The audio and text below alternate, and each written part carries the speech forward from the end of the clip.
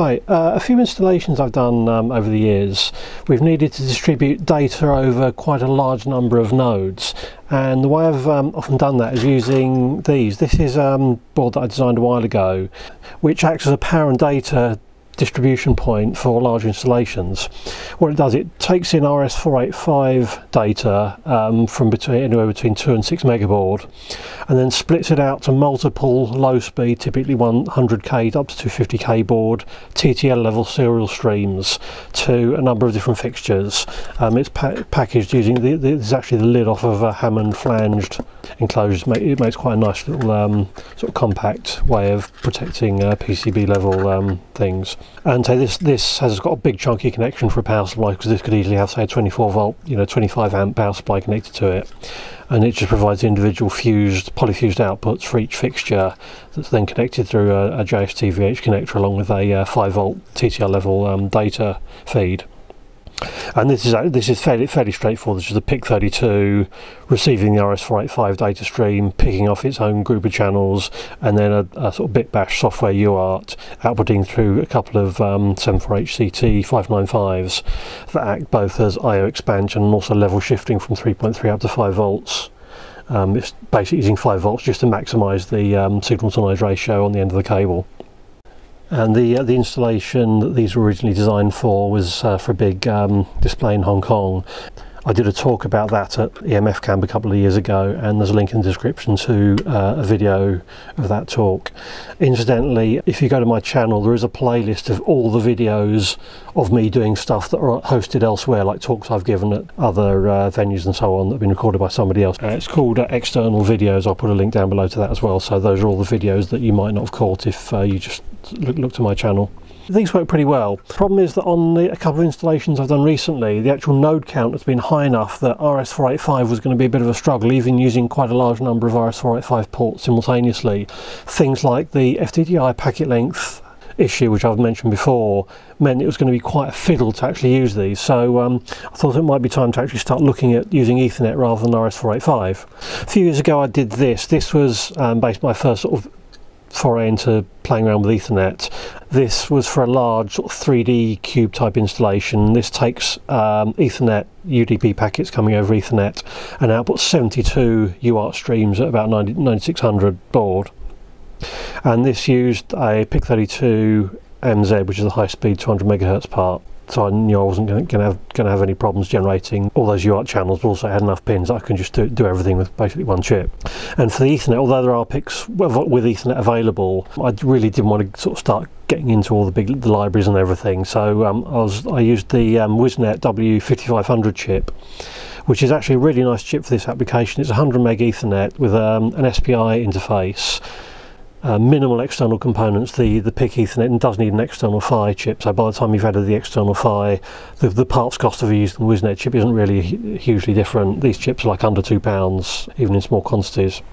But the nice thing is this implements all the Ethernet protocols on board, and you just have a simple SPI interface, and just, for example, for UDP, you just tell it what port you want to look at, and it will just generate an interrupt when a packet comes in, and then you can just suck that packet out over the SPI interface. So it's a really nice sort of simple interface. And this worked fairly well, but so since then I've not really done anything with Ethernet. So for the Ethernet version of this is the board that came up. This is actually a 16 channel unit. Very similar to the RS485 one. In fact, this does actually have an RS485 interface that can be fitted optionally, but again, this is using the same PIC32 MX170 that I used on the 485 splitter, again with the WIZnet chip for doing the Ethernet. And it's also got a little OLED display. I figured that instead of sort of dip switches for configuration, you might want a few extra configuration things, but also with Ethernet you might want some status information showing you when packets are coming in and various other statistics. So I just stuck a little OLED, which doesn't actually cost that much more than a dip switch, and just some touch buttons. So you've got like a simple UI for configuring the device ID, the output baud rates, and also displaying statistics to give you some diagnostics for fault finding. So other than that, this is pretty much exactly the same as the 485. It's just using the WIZnet chip instead of the 485 receiver. So this display's actually turned out to be quite useful. This is normal display mode, where it just inverts the whole display whenever it sees a packet coming in. That's purely so you can see it from a distance. Also, it's a short command for the I2C display, so it's not using much processor power just to do that flash. And there's a number of other features.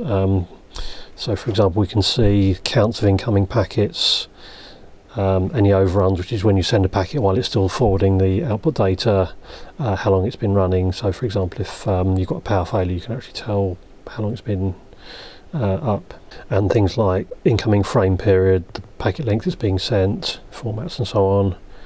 So again, this is really handy for getting the early stages of software debugging, because normally installations like this, the software is generally done by my customer or one of their subcontractors, so this means they can see what's going on really easily, just for those initial stages of getting up and running, get something working. This is actually showing the data that's being output to two of the ports, so again, if they're seeing wrong results, they can actually figure out, whether their data format is actually correct or not. And there's also built-in self-tests. You can light up a single port or a single node on a fixture, so again, that's very handy for on-site installation and testing, making sure everything's plugged into the right port, etc. And device ID setting and baud rate configuration. The other nice thing about Ethernet is, most of my RS485 stuff I tend to just use unidirectional, but with Ethernet you basically get the reverse channel for free, so you can read back all these statistics over the network, so you can do some remote diagnostics. And obviously this display is also quite handy for software development debugging. You can throw debug data out onto the display, which can be quite useful. Annoyingly, these don't have an FSC connector. They've got the sort of tab connector, but actually I found these are actually really easy to solder. There's a couple of locating holes in the flex, so you can just put a pin through that pins through those to locate it. And if you have solder paste on the pad, so after you just leave those pads as normal pads on your solder paste stencil, so they end up with solder on them after the reflow. All you need to do is literally wipe a bit of flux on there, pin the display in place, and then just use a wide bit to just flow all the pins down, and that works super well. So this stuff really isn't a big deal for, obviously if you're doing like thousands, and then you need to have maybe a more automated process, but for small numbers this is really simple. And so these displays are about a couple of quid each. It gives you quite a lot of functionality for that cost. Now, mainly because I'd already done that other project using the WIZnet chip, I got this all up and running fairly quickly. But I wanted to have a look in more detail about the performance. So, for example, one of the issues, because I was using the slower pick this time, I was a bit limited as to how fast I could take data out of the WIZnet buffer. And what you're seeing here, the top trace is the interrupt from the WIZnet chip, and the lower trace is my SPI clock pulling data out. And so these are just reading various bits of data out of the chip when it gives me the interrupts, and then there's this fast burst which I'm doing using DMA just to get the data out as quickly as possible. But it's all running at 24 megahertz SPI clock, and obviously in theory the Ethernet data is coming at 100 megabits per second, so at some point something is going to overflow and not work. The WIZnet chip has got 32k buffer, but annoyingly it's split into separate receive and transmit buffers, and you can only allocate them in powers of 2, so you can't, for example, have almost all of it allocated to receive buffer and only a small transmit buffer. Effectively, you only fit for primarily receive only UDP applications. You effectively waste half of the buffer, which is a little bit annoying. But I wanted to look, in detail about, for example, where the limits are, at what, isn't it, okay, you can test something and know does it work or not, but it's nice to know how much margin you've got.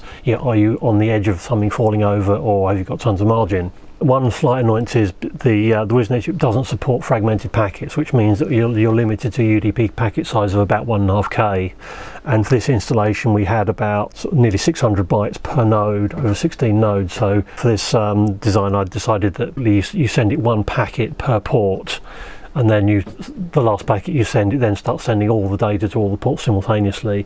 The way it does that, it just pre-calculates all the bit bashing data in memory and then DMAs that out to the SPI port that drives the HC595 buffers, and there's a separate interrupt that just latches it to output the data at the required baud rate. And the earlier 485 design actually generated that for the bit bashing UART data in real time, but that was struggling a little bit to get the higher baud rates, whereas with this system the baud rate, I think it will actually go up to about 500k, maybe even 1 megabaud, although obviously with single-ended TTL you start running into cable bandwidth and slew rate limitations there.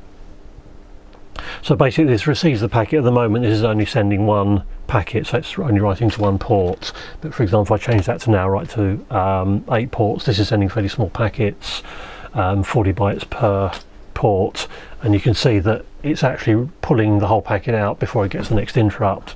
But once the packet starts increasing, so this is the 600 byte packet, we can see that we're actually taking a little while to respond to the interrupt. This does work because of the internal buffering in the WISnet chip. That seems to work quite well. But obviously at the point where you start getting close to the buffer size of the WISnet chip, you need to know really how fast you're pulling this stuff out relative to how fast the packets are coming in.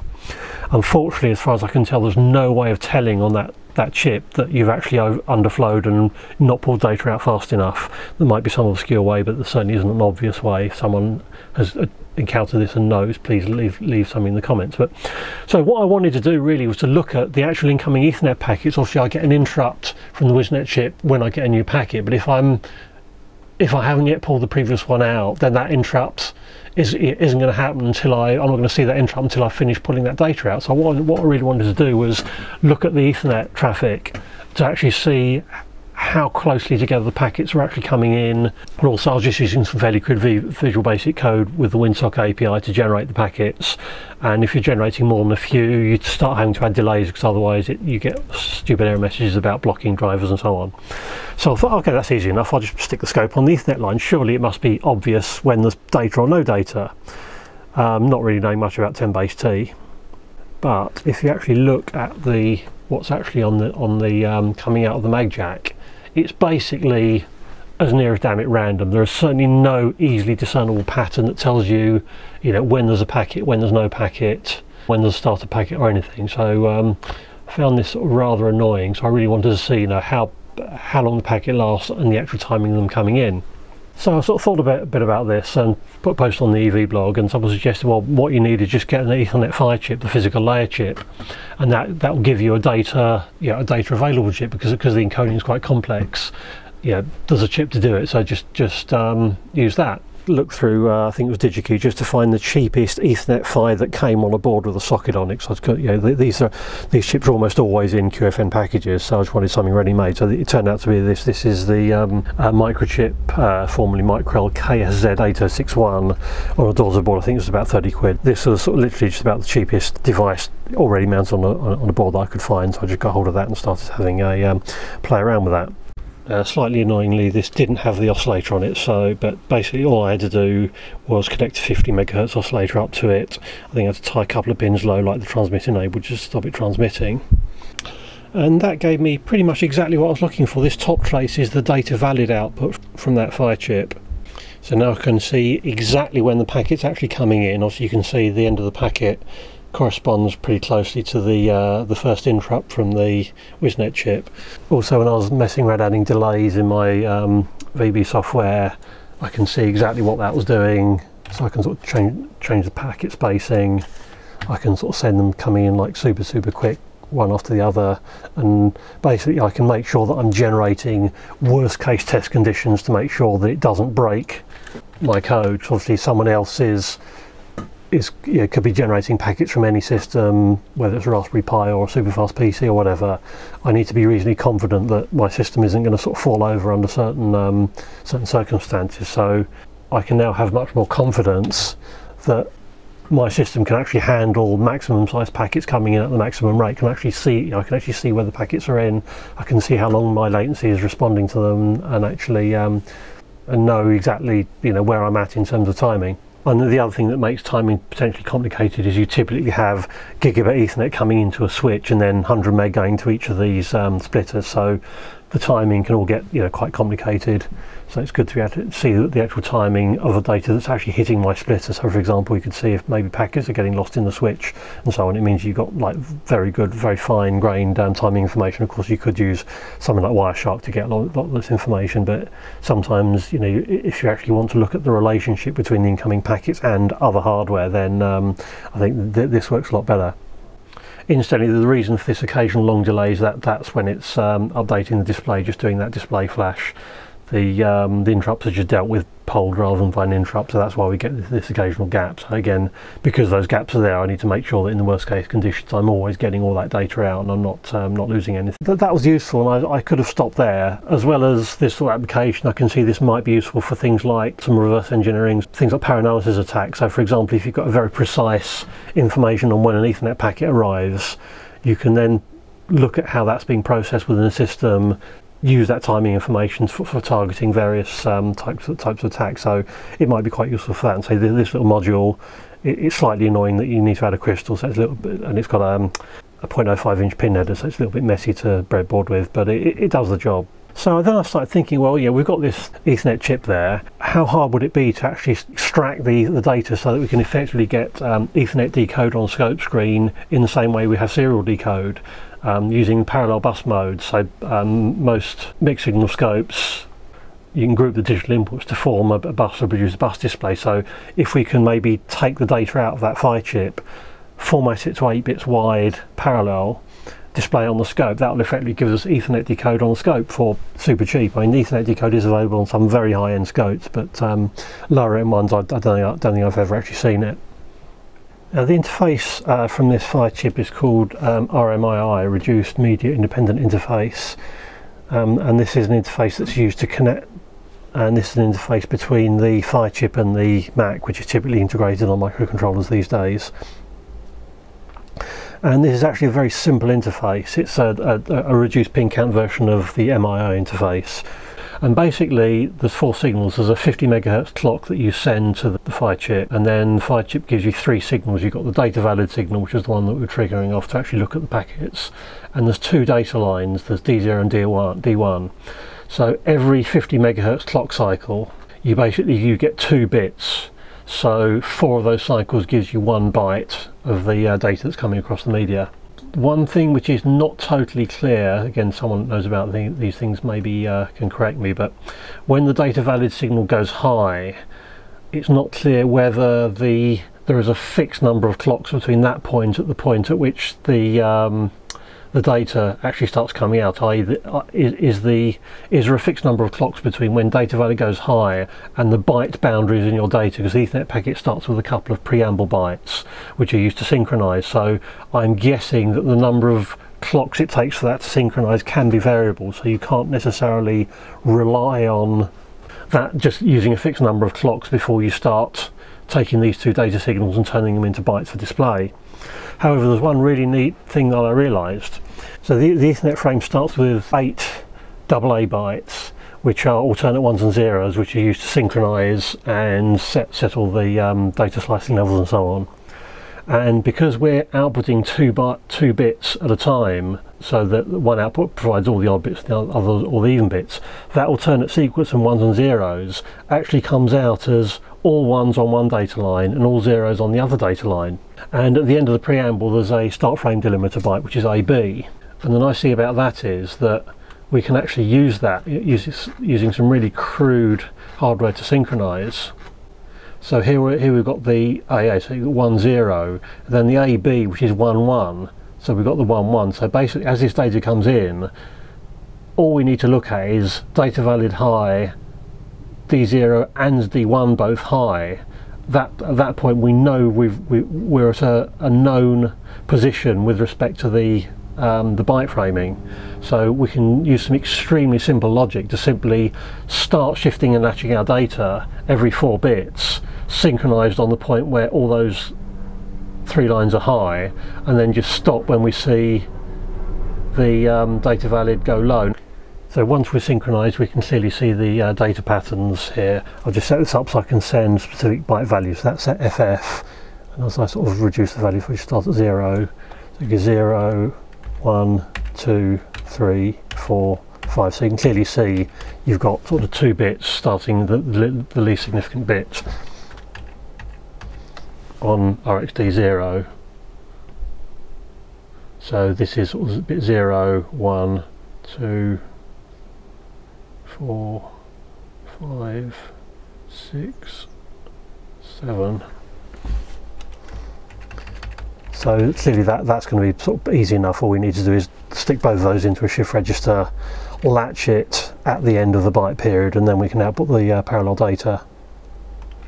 So this is actually pretty simple to decode. If we take a couple of shift registers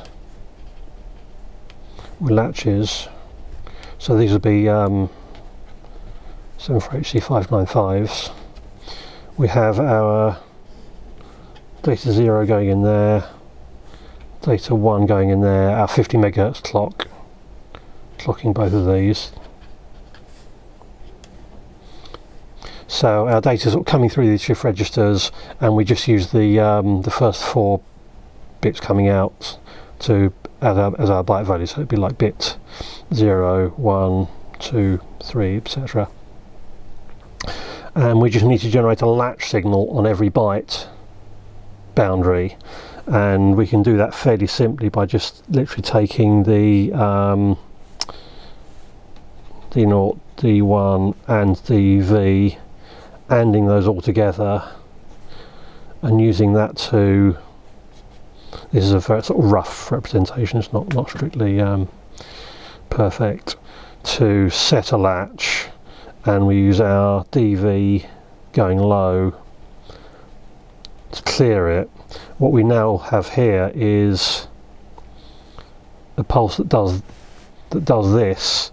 This will be synchronized to the byte boundaries, and we simply use that to reset. We have a counter, 2-bit counter, which is enabled by that signal and clocked by our 50 megahertz clock. So that's output 0 and 1. So this output will go up and down twice for each byte, and this will give us the bit 1 will give us a high on the second part. So by sort of arranging this carefully, we can generate a latch signal for these latches that basically will just latch that output every byte. So I did actually start doing this with HC and AC series CMOS, but it was at 50 megahertz, it was just getting a bit too sketchy, so I just hooked it up to this Lattice FPGA board, which makes all the timing problems sort of really simple, because the FPGAs can run at like several hundred megahertz, so 50 megahertz is no problem. Also let me fiddle around with stuff really easily, and in fact the FPGA code for doing this is literally just a handful of lines. One minor cosmetic detail is at the end of the DV signal we get this alternating pattern, because the data value is actually multiplexed with the carrier detect signal, and it outputs the 2 states on alternate clocks. Now that's really just cosmetic, but this actually coincides with the Ethernet CRC period, so it'd be nice not to actually have this causing any problems, and just sort of smooth this off to give us a nice clean sort of this is our packet signal. So the VHDL code for this is super simple. We've just got one signal called gate, which basically means are we in the packet or not. So if we're not in the packet, it resets all the counts and the shift register and the output latch. Again, that's the shift register and the output latch, that's primarily cosmetic, just so it looks nice and clean, and a nice clean 0 on the scope outside of the packet. If we see data value going high and D0 going high and D1 going high, we then decide, well, okay, we're now inside the packet. I'm also doing a packet count just so I can have the LEDs incrementing whenever it sees a packet. And then while we're in the packet, this is a 2-bit counter, we increment the 2-bit counter, we shift the data in, so this is effectively an 8-bit shift register, but it's taking 2 feeds and shifting two spaces each time. And when the bit count is 0, then we just latch the value of that shift register, and if we see the data valid low and DV lat, this is simply the state of data valid in the previous clock cycle. So if we see them both low, i.e. we're beyond that point where it's alternating every clock cycle, we then end the packet, and that's it. That's all that's there to produce our bus display. So this is a display we get from our super cheap Ethernet bus analyzer. This is our gate signal, which we can use for triggering. I'm also outputting the high bit of the bit count, which we can use as a byte indicator. This can be useful, for example, on a scope that's got nth edge triggering. You could, for example, use this to count bytes and actually trigger at a certain byte within the packet, which could be useful. And we've actually got our actual packet data values. The first 12 are the source and destination MAC address. This is the various UDP headers. And if we just go back to where I was generating individual byte values, you can see that's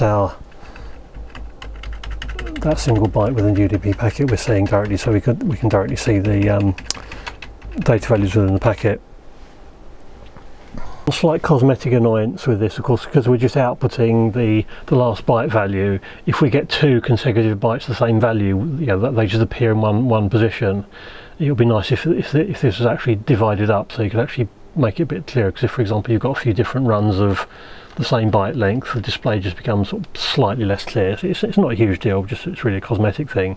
One thing this Roden-Schwarz has is it's got a parallel clocked bus mode as well as the standard bus mode, which just displays the current value of the 8 input channels. There's also a clock mode where it'll only update it when it sees a clock pulse on another channel. So on that mode, you don't quite get the this division between cells that would be nice, but it does now show 2 individual bytes, so you can now see that period is actually 2 bytes.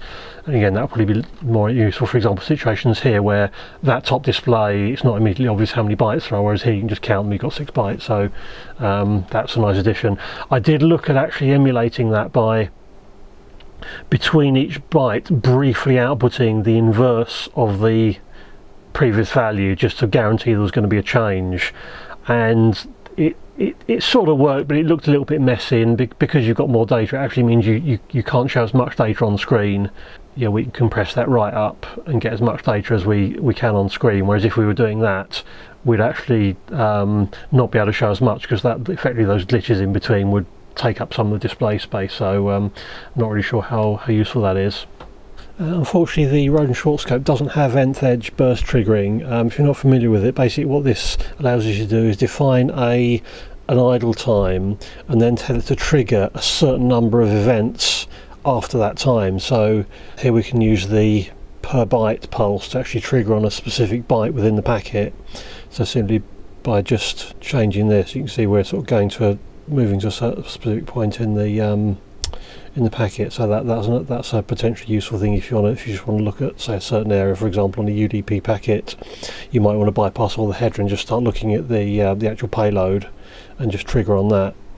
So where I'm at the moment on this is, for me it's been quite useful, certainly the triggering in particular, and it seems reasonable to think that maybe the packet content display on a mixed signal scope is quite a useful feature. So I've just thrown together this board, which has just got the PHY chip, just the smallest lattice XO FPGA and 32-pin package, just a nice header to plug the scope bus connected into, dip switch to select a few different options, and the Ethernet PHY with a pulse transformer, 2 RJ45s with a switch, so you can basically tap either of the directions. Incidentally, the way you connect this, of course, you only connect the receive pair.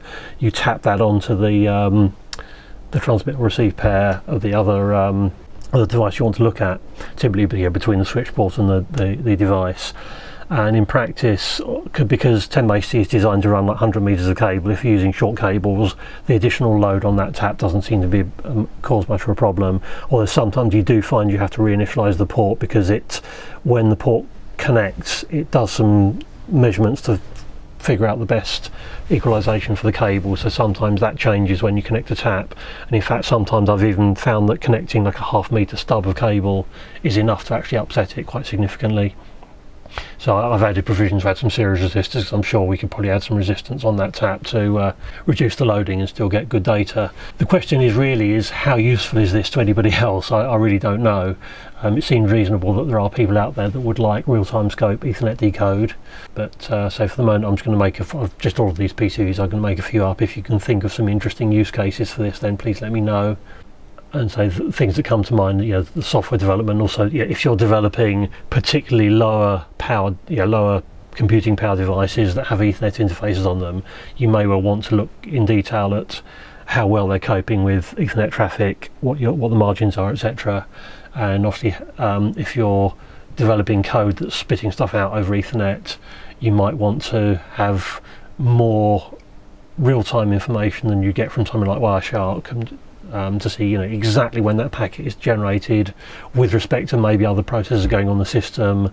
Also, you could do things like trigger on specific byte values, which again might be handy for reverse engineering, or you might have some bug where every so often a packet's getting corrupted, and again by looking at the relative timing of that relative to other things on the system, that might be quite useful. So this may or may not end up as some sort of product, but at the moment I'm just still in sort of tinkering mode, but open to any suggestions as to how useful or otherwise this might be.